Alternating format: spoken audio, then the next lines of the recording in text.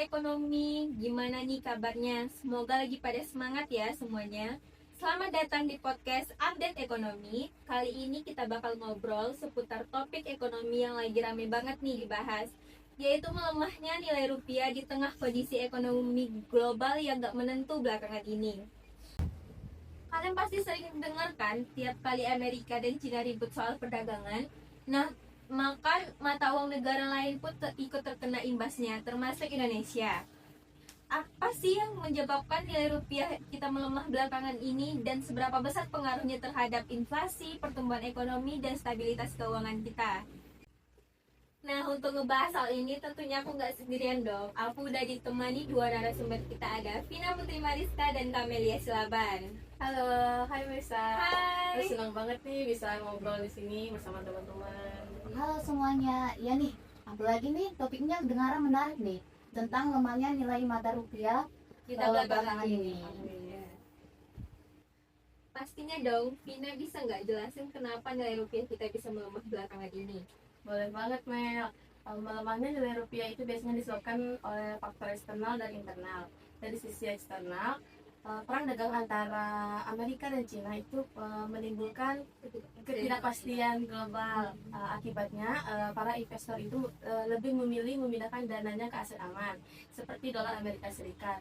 Nah, karena dolar itu Kita meningkat, otomatis dolar menguat dan nilai rupiah itu lemah. Betul banget tuh. Aku mau nambahin nih, tadi kan Vina ngejelasinnya dari sisi eksternal nih. Nah, aku mau ngejelasin dari sisi internal. Kalau tekanan itu bisa datang dan bisa terjadi karena defisit transaksi berjalan, impor yang tinggi, dan ketergantungan kita nih, ketergantungan negara kita terhadap barang-barang luar negeri. Selain itu, inflasi domestik juga meningkat akan menyebabkan nilai mata rupiah kita juga melemah. Berarti intinya rupiah ini sensitif banget ya terhadap kondisi ekonomi global dan ya, perilaku investor. Iya benar, apalagi di era keterbukaan ekonomi sekarang, pergerakan modal dan perdagangan itu sangat cepat mempengaruhi nilai tukar. Tentunya masalah global ini berdampak ya terhadap perekonomian kita. Nah, ketika rupiah melemah, apa sih dampaknya terhadap inflasi kita, Kamel? Nah, kalau rupiah melemah, harga barang impor itu otomatis akan naik. Jadi, kita juga perlu nih lebih banyak rupiah untuk membeli barang yang sama, baik dari bahan baku industri dan juga pangannya akan otomatis juga naik. Jadi kalau kejadian ini berlangsung lama, maka akan terjadi inflasi dan dampak dari ekonomi global. Setuju Kamel, dampaknya itu bisa berantai seperti biaya produksi naik, harga jual juga ikut naik, daya beli turun, dan konsumsi rumah tangga itu melemah. Padahal kan konsumsi rumah tangga itu adalah menjadi faktor utama penggerak pertumbuhan ekonomi kita. Wah, dampaknya terasa banget ya, bukan hanya di pasar uang, tapi langsung ke dompet masyarakat. Nah, itu gimana sih pengaruhnya terhadap pertumbuhan ekonomi kita, Fit? Jadi gini Mel, kalau rupiah terus melemah, investor itu akan kehilangan kepercayaan dan menunda investasinya kepada kita. Dan di sisi lain juga, Biaya bahan baku. biaya bahan baku Gimana? biaya bahan baku itu akan meningkat dan memperlambat pertumbuhan ekonomi kita. Tapi ada sisi positifnya juga loh dari dampak-dampak ini. Nah, kalau semisal nih nilai rupiah kita tuh melemah, berarti otomatis harga barang ekspor kita tuh lebih murah di pasar luar negeri. Iya. Jadi kita juga bisa meningkatkan daya ekspor kita asalkan nih biaya domestik kita tuh kuat. Iya benar. Wah, efeknya ternyata dari dua sisi ya, positif terhadap ekspor dan negatif terhadap industri yang mengimpor barang dari luar negeri. Nah, Kamil bisa ngejelasin lebih jauh lagi nggak tentang ekspor impor ini? Nah, boleh dong. Itu pertanyaannya menarik banget tuh. Tadi kan kita bahas kalau itu rupiah tuh ngomong. Itu kayak semisal pedang bermata dua buat ekonomi kita. Maksud pedang bermata dua itu apa Kamel? Kayak masalahnya tuh kita bisa lihat dari sisi positif dan negatif. Gimana posisi positifnya itu ekspor dan posisi negatifnya itu impor. Jadi kita bahas satu persatu nih ya, dari sisi baiknya dulu. Itu ekspor.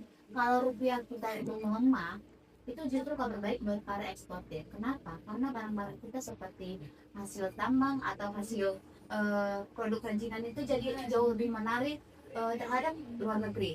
Jadi mereka bakal mikir gini, wah barang-barang dari Indonesia nih lagi diskon nih, otomatis itu ekspor kita itu bisa meningkat tajam dan daya saing kita di pasar global itu naik. Itu bagus untuk mendatangkan dolar. Tapi sayangnya tuh masalah besar itu ada di sisi impor nih. Nah, gimana sih dari sisi impornya itu, Kamel?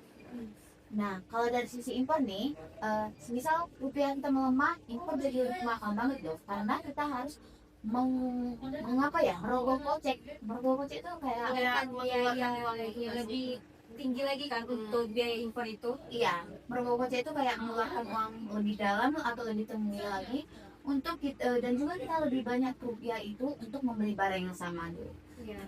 Jadi intinya itu sebagian besar bahan baku industri itu masih impor. Bayangin aja nih, semisal bayangin pabrik-pabrik kita mau bikin produk tuh, contohnya mau buat sepatu kah, baju kah, atau bahan komponen elektronik lainnya, tapi bahan bakunya dari luar nih. Jadi kalau harga bahan baku impor itu melonjak tinggi, otomatis biaya produksi juga akan naik dong.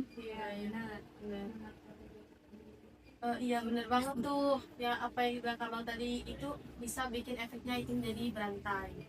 Nah, iya Vin, kenaikan biaya produksi tadi itu ujung-ujungnya akan menghambat pertumbuhan sektor industri kita. Jadi mereka tuh bisa aja nih tunda investasi, atau yang lebih parah tuh mereka terpaksa menaikkan harga jual produksi di pasar domestik. Jadi kalau harga barang-barang naik, inflasi kita naik, dan daya beli masyarakat juga ikut tertekan juga. Jadi meskipun ekspor untung, kalau impor bahan kita masih dominan tuh, pelemahan rupiah itu efeknya bisa lebih negatif ke arah internal. Selain itu, neraca perdagangan itu juga bisa terganggu kalau impor tetap, sementara ekspor masih lemah. Defisit transaksi berjalan akan makin lebar dan justru akan menambah tekanan pada rupiah. Berarti permasalahan ekonomi ini seperti lingkaran yang saling mempengaruhi ya.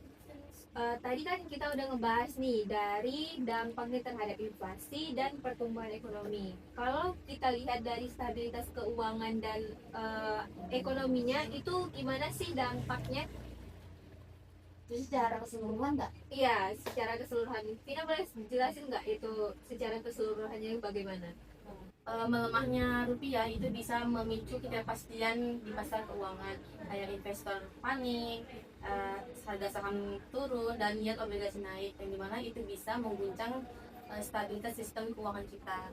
Nah, kalau itu lama-lama itu juga bisa memicu resiko sistemik. Jadi Bank Indonesia dan pemerintah juga harus perlu mengeluarkan kebijakan untuk mengatasi stabilitas tadi. Berarti di sini diperlukan ya kebijakan moneter untuk menstabilkan nilai rupiah kita ini. Nah, Hamel bisa jelasin nggak kebijakan apa yang dapat diambil oleh Bank Indonesia untuk menstabilkan nilai rupiah kita ini bisa menjadi lebih baik lagi? Boleh aku jelasin secara detail ya. Nah, pas rupiah kita tuh lagi ngedrop parah, Bank Indonesia itu pasti langsung panik buat move on gitu. Tapi paniknya itu bukan jadi gimana gitu, paniknya itu tetap terstruktur. Jadi itu mereka itu ngeluarin 3 kebijakan tuh untuk menjaga stabilan nilai rupiah tadi. Yang pertama tuh mereka naikkan suku bunga acuan itu untuk kayak gimana ya, nambahin gimmick di aplikasi investasi. Jadi suku bunganya dibuat tinggi biar investor tuh mikir, wah return di Indonesia lagi gede nih, yuk kita pindahin dolar ke sana.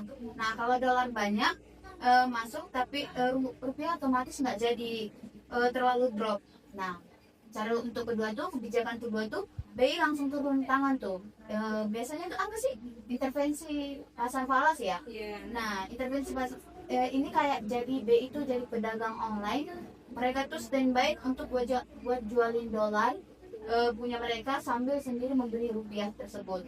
Nah tujuannya tuh jelas loh, biar supaya dolar nggak gimana ya, nggak terlalu lebih jauh dan buat pasar kita tuh makin chaos gitu.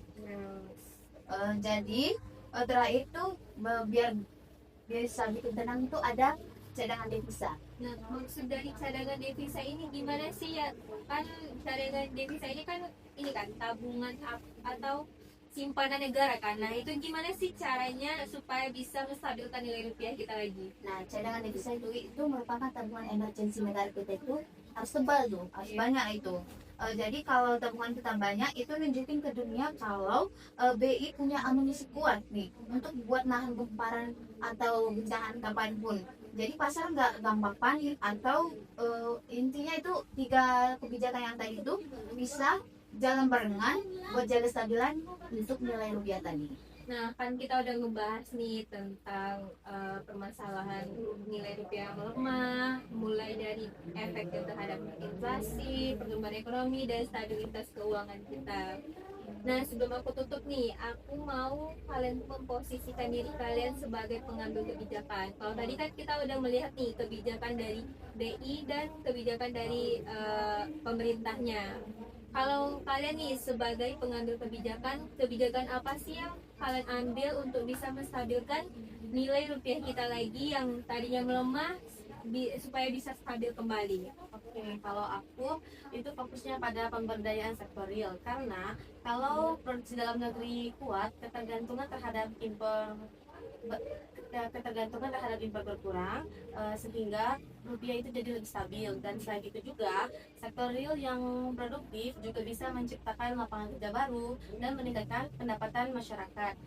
Dengan begitu daya beli meningkat, permintaan terhadap produk lokal naik, dan roda ekonomi bisa berputar lebih seimbang tanpa terlalu tergantung pada faktor eksternal. Gitu. Kalau dari Kamel gimana? Nah, kalau dari aku tuh kayaknya kita perlu meningkatkan literasi ekonomi masyarakat. Karena apa? Kalau masyarakat itu tahu dasar-dasar ekonomi, mereka nggak akan langsung panik nih kalau tiba-tiba nilai rupiah kita itu bergejolak menurun atau melemah tuh. Contohnya banyak tuh orang mereka dengar kabar nih nilai rupiah melemah, mereka langsung menukar uang mereka tuh ke dolar. Jadi pas itu mereka karena mereka takut nilai tukar rupiah itu terus menurun terus gitu. Jadi padahal itu terjadi karena tekanan rupiah yang sangat besar itu. Jadi berdampak negatif kalau kita nggak paham literasi ekonomi masyarakat tadi. Wah, keren banget ya solusi dari mereka ini. Nah, tadi kan kita udah melihat kebijakan dari solusi dari kebijakan moneternya. Nah, selanjutnya tuh dari kebijakan fiskal itu pemerintah dapat membantu dalam pengendalian impor barang konsumtif dan memperkuat sektor ekspornya. Nah, gimana sih kebijakan dari BI dan pemerintah dalam mengatasi nilai rupiah yang melemah saat ini? Yang pertama itu ada memperkuat koordinasi kebijakan moneter dan fiskal, dan yang kedua itu ada mendorong hilirisasi industri itu biar kita tidak tergantung pada impor bahan baku.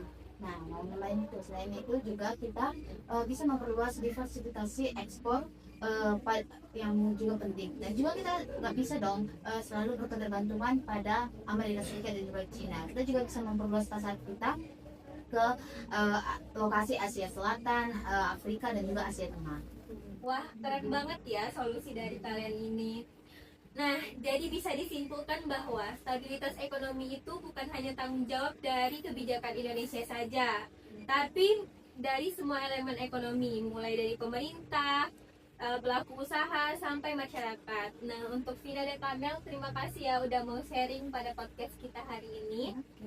Dan untuk sobat ekonomi semua, jangan lupa terus update wawasan kalian tentang ekonomi global biar nggak ketinggalan informasi yang penting seperti ini.